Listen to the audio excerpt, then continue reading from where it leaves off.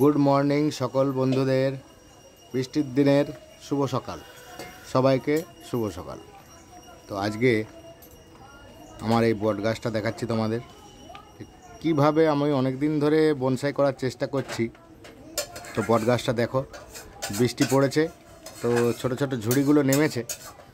সেই ঝুড়িগুলোকে আমি এইভাবে এই প্লাস্টিকের মধ্যে দিয়ে মাটির সঙ্গে মেশাচ্ছি। তো দেখতে থাকো বন্ধুরা কিভাবে আমি মেশাই।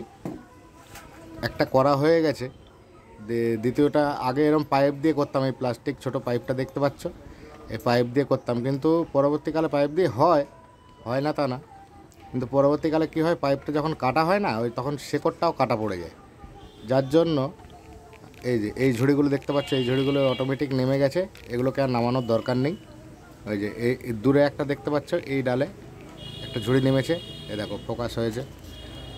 এই ঝুড়িটাকে আমি নামাবো, আর আজকে আর একটা নতুন ঝুড়ি নামাবো। এই ঝুড়িটাকে তো আজকে নামাবোই, দেখি। তো আমি এর জন্য প্লাস্টিক যে দেখছো প্লাস্টিকটা লাগানো আছে, এটা হচ্ছে ধূপকাঠির এক ধরনের প্লাস্টিক। ধূপকাঠির যে প্লাস্টিকগুলো হয়, কিংবা তোমরা সেই লম্বা লম্বা টেনে বিক্রি হয় বাদামের প্যাকেটগুলো হয় না, ওগুলো দিয়েও করতে পারো। এই যে এই প্লাস্টিকটা দেখতে পাচ্ছ, প্লাস্টিকের ভেতরে আমি মাটি ভরে নিয়েছি, রেডি করেই রেখেছি, আর একটা ভেতর দিয়ে তার দিয়ে রেখেছি।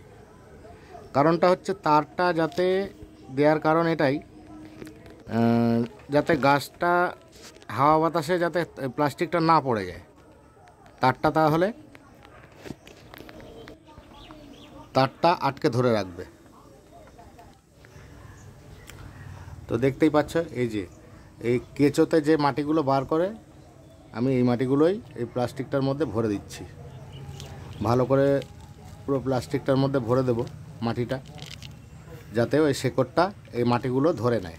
ঠিক আছে, এই মাটিগুলো ধরে গাছটাকে সেই ঝুড়িগুলো নামিয়ে দেবে, আর বনসাইটাও তা বেশ আমার তাড়াতাড়ি রেডি হয়ে যাবে।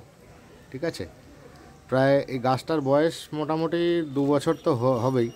ঠিক আছে, এখনও পর্যন্ত কোনো ঝুড়ি নামাতে পারিনি, যেহেতু আমি আগে গাছটার প্রতি এতটা ধ্যান দিতাম না। এই বছরটায় আমার মনে হলো যেন এবার গাছটা ঠিকঠাক করা উচিত, তৈরি। তো এই দেখো, এই যে মাটিগুলো দেখতে পাচ্ছ, এটা হচ্ছে সে কেঁচো খুঁড়ে যে মাটিগুলো বের করে রাখে, সেই মাটিগুলোই আমি একটু ভসভস করে দিয়ে দিচ্ছি প্লাস্টিকটার মধ্যে। তো দেখতেই পাচ্ছ, আমি মাটিগুলো এইভাবে মেরে মেরে নিচের দিকে চেপে দিচ্ছি, যাতে মিডিলটা ফাঁকা না থেকে যায়। ঠিক আছে, বেশি করে মাটি দিয়ে রাখবো। তো দেখতে থাকো বন্ধুরা, এইভাবেই মাটিগুলো ভরে দিলাম। এবার দেখা যাক গাছে লাগানোর সময়, শেকড়টার সময় যখন এর ভেতরে শেকড়টা যখন করব, তখন দেখা যাক কি হয়। ঠিক আছে, চলো এবার গাছের শেকড়ের সাথে মাটিটা, এই প্লাস্টিকটা নিচে বেঁধে রেখেছিলাম যাতে মাটিগুলো না পড়ে যায়, কারণ ওপর নিচেও কাটা আছে। তো কাটাটা না থাকলে কী হবে, শেকড়টা নিচে এসে মাটির সঙ্গে মিশবে না, টবের যে মাটিটা রয়েছে ওই মাটির সাথে মিশবে না, যার জন্যে নিচটাও কেটে দিতে হবে। এটা ভুল হয়েছে, এটা আগে সিল করাই ছিল, আমি হট করে কেটে ফেলেছি।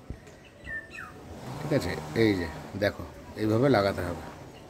ব্যাপারটা কি হচ্ছে, এবার মাটিটা বেশি হয়ে গেছে, তো মাটিটা আমি একটু খালি করে নিলাম, খালি করে এবার শেকড়টা অটোমেটিক চলে গেল। এবার কি করব, আমি শেকড়টা যেহেতু চলে গেছে প্লাস্টিকের ভেতরে, তো এবার আমি এর মধ্যে মাটি দেব। এই নিচটা ভালো করে আগে সেট করে নিই, যাতে ওপরের শেকড়টা একদম টবের ভেতরের মাটির সাথে লেগে যায়। যার জন্য নিচটা আমি ফাঁকা করে দিলাম একটু, ওপরের যে প্লাস্টিকের ভেতরে যে মাটিটা রয়েছে ওটা যাতে টবের মাটির সাথে মিশে যায়, তবেই আমার ওই ঝুড়িটা একদম টবের মাটির সাথে নেমে যাবে। তো তোমরা কিভাবে করো এটাও জানাবে কমেন্টের মাধ্যমে। ঠিক আছে, তো এবার এই দেখো, দেখতেই পাচ্ছ চলে গেছে শেকড়টা বেশ সুন্দরভাবে ভেতরে। দেখো, এবার আমি এই উপর থেকে মাটিগুলো ভেতরে দিয়ে দেবো প্লাস্টিকের ভেতরে। দেখতেই পাচ্ছ বন্ধুরা, প্লাস্টিকের ভেতরে আমি দিয়ে দিচ্ছি মাটিগুলো। গাছটার জন্য অসুবিধা হচ্ছে, পাতার জন্য, পাতাগুলো কেটে ফেলতে হবে। এই দেখো, এবার একটা কাঠি বা কিছু দিয়ে নিচ্ছে না, মাটিগুলো ভেতরে চেপে দেবো প্লাস্টিকের ভেতরে। দেখতে থাকো। তো এই যে আমি একটা তার নিয়ে নিয়েছি, প্লাস্টিক মানে সরু তার, তার দিয়ে আস্তে করে চেপে দিচ্ছি যাতে ওপরের মাটিগুলো ভেতরে আস্তে নেমে যায়। দেখেছো কিভাবে নেমে গেল মাটিগুলো প্লাস্টিকের ভেতরে নিচের দিকে। এবার আস্তে আস্তে আরও কিছু মাটি দিয়ে দেবো, পাতাগুলো সরিয়েই দিই। দেখতে পাচ্ছ পাতাগুলো সরিয়ে দিয়েছি, পুরো ফাঁকা করে দিয়েছি গাছটাকে। এখন যেহেতু বর্ষাকাল, অটোমেটিক পাতা ছেড়ে দেবে। আর পেছন ফোকাস নিচ্ছে, ওই পেছনটা।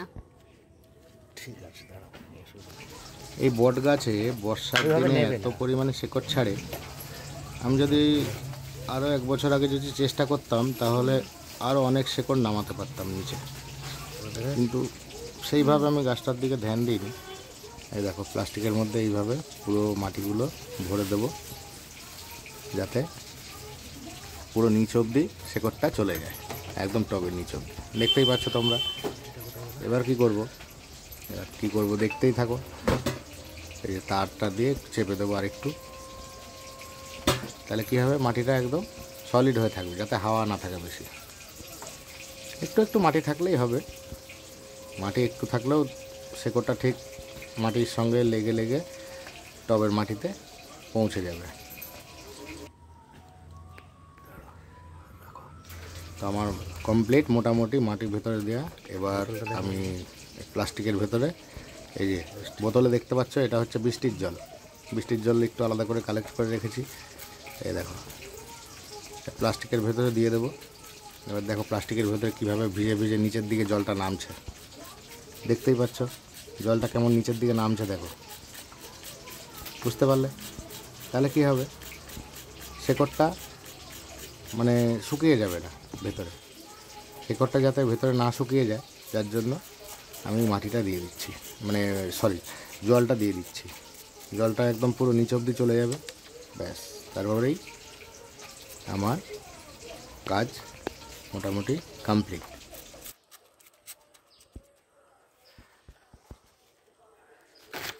তো তোমরা দেখতেই পাচ্ছ জলটা দেওয়ার পরে মাটিটা অনেকটা নেমে গেছে। তো আমি আরেকটু মাটি দিয়ে পূরণ করে দিচ্ছি, প্লাস্টিকটা ভরে দিচ্ছি যাতে ওপর অবধি মাটিটা থেকে যায়।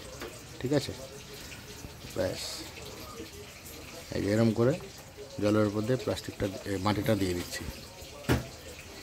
দেখতেই পাচ্ছ তোমরা, মাটিটা ঠিক একদম প্লাস্টিক যতটা আছে ততটাই প্লাস চলে এসছে, ব্যাস।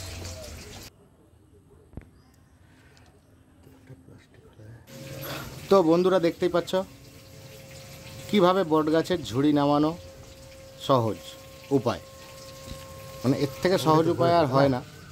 এর আগের বছর যে ঝুড়িগুলো নামিয়েছিলাম সেগুলো দেখতেই পাচ্ছ বেশ বড় হয়ে গেছে। তো ওই আগের বছরের টেকনিকটা এবছর একটু চেঞ্জ করেছি। আগের বছর তো সেই সরু পাইপটা দেখলে ওরম, মানে স্ট্র পাইপ, মানে যেগুলো আর কি আমরা কোল্ড ড্রিঙ্কস এইগুলো খাই, সেই স্ট্র পাইপের ছিল। তো দেখতে পাচ্ছ টবের পাশ দিয়ে যে শেকড়গুলো বেরিয়ে রয়েছে, এই শেকড়গুলো এবার কেটে দেব। কারণ কি, এই শেকড়গুলো যদি মাটি ধরে নেয় তাহলে কি হবে, গাছের উপরের যে ঝুড়িগুলো নামছে সেগুলো আর নামতে দেবে না, কারণ এই শেকড় দিয়েই খাবারটা জোগান হয়ে যাবে। যার জন্য এই শেকড়টা পুরো আলাদা করে দেবো। ঠিক আছে, তোমরা দেখতে পাচ্ছ পুরো শেকড়টা কেটে ফেললাম, সাইড দিয়ে যে শেকড় বেরিয়ে রয়েছে। আর এই যে নিচের শেকড়গুলো আমি অনেক দিন আগে কেটে ফেলেছি, অনেকটাই মোটা শেকড় ছিল। তো বন্ধুরা, তোমরা যদি এরকম বনসাই তৈরি করতে চাও তাহলে নিচে যে শেকড় বেরিয়ে থাকবে সেগুলো অবশ্যই কেটে দেবে, না হলে কিন্তু এই ঝুড়িগুলো নামানো সম্ভব হবে না। ঠিক আছে, তো এ দেখো তোমাদের ভালো করে আরেকবার দেখিয়ে দিই। উপরে এই তারটা আমি একটু বেঁকিয়ে দিলাম,